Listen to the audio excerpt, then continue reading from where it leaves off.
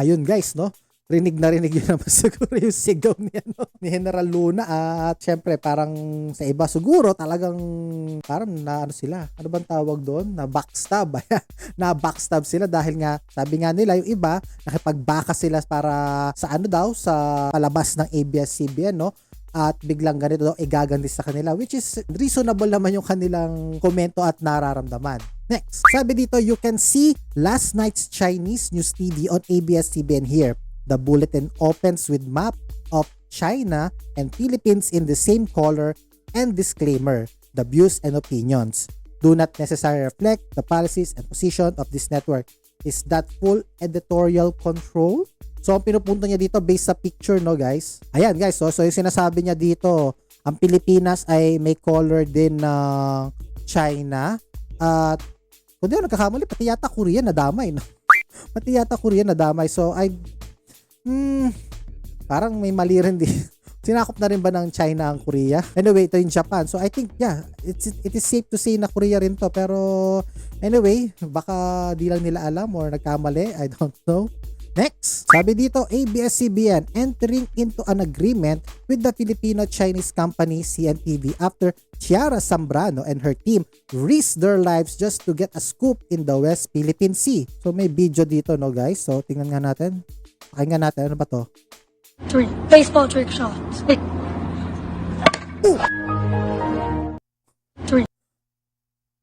Parang, panoorin pa natin isang beses ang nangyari. baseball trick shots. Oh my. So, ang sinasabi dito, yung bata ang ABS-CBN at medyo napukpok nila yung kanila sarili sa ginawa nilang aksyon, no? Na pag-merge or partnership sa CNTV. Pero, aray ko, sakit. Ano nangyari doon sa bata, no? Comment down below kung may idea ba kayo kung ano nangyari sa kanya. Anyway, next. Sabi na isang netizen, I just saw Chinatown News TV on ANC. Based on tonight's episode, there was nothing to indicate the show has any political leaning. It's a multilingual newscast that runs your run-of-the-mill news reports with a dash of Chinoy stories. Why Mandarin? Try writing in Hokkien. CNTV is produced by Chinoys. We are Pinoys. So this is essential, a Filipino-produced Chinese, English, and Filipino language newscast. If anything, I think it should make Pinoys, not of Chinese descent, understand our diversity. Watch to see ang galing magtagalog ng anchors. So yun, no, kahit paano may nakuha tayong medyo okay na comment, pero syempre medyo parang Filipino-Chinese siya, so syempre of course may bias siya, pero sino ba naman ang walang bias, no?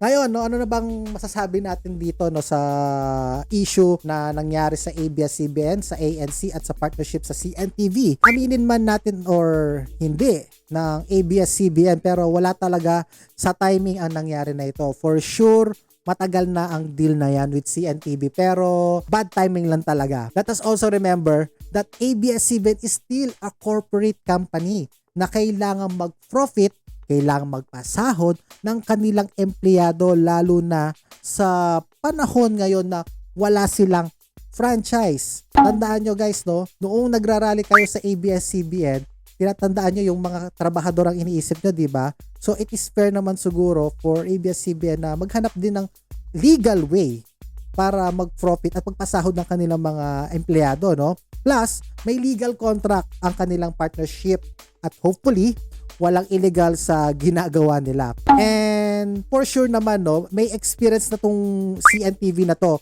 Meron na silang Net 25 na contract at show at sa IBC13 na government-owned na station. Another thing na nakita kong medyo, for me, no, personally nakakabahala, ay nagkakaroon na tila hatred sa Chinese community based sa mga nagaganap sa West Philippine Sea.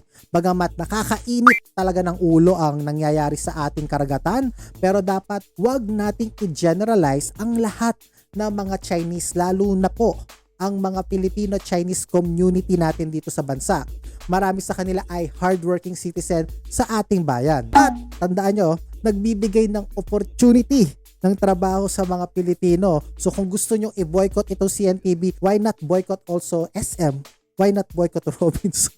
Diba? Kung talagang patriotism ang pag-uusapan, dapat huwag mo tangkilikin yung mga ginagamit mong produkto, diba? Diba? It's just fair. Anyway, sa mga Pinoy netizens natin dyan na medyo, alam niyo na, nababahala sa CNTV dahil maaring gamitin daw ito na propaganda ng China sa Pilipinas. Rest assured guys na hindi mangyayari ito dahil sa mga sumusunod na tatlong dahilan. Maraming woke sa Twitter na magko-condemn ng maaring gawin or ibalita nila na mag-i-indicate ng propaganda. Perfect example na lamang dito yung nakita sa website. Tapos pinalitan yung Chinese news na pangalan naging Chinatown na. So doon pa lang sa mga woke netizens pa lang natin, for sure kung may gagawin man tong CNTV na to na propaganda laban sa Pilipinas at para maging pro sa China, unang-unang ang mga woke sa Twitter ang magko-comment dito. Pangalawa, wala sa free-to-air channel ang kanilang show at ito ay makikita lamang sa ANC via cable and internet. Sa Facebook lang mapapanood ito. And lastly, ang pangatlong dahilan, ang language na gamit ay mostly Mandarin. So, walang Pilipino na makakaintindi. Yung mga simpleng mamamayan, yung hindi mga Chinoy or hindi mga taga Chinatown, So, kung marinig man nila yan, so wala silang maintindihan. Kahit ako, di ko naman naintindihan.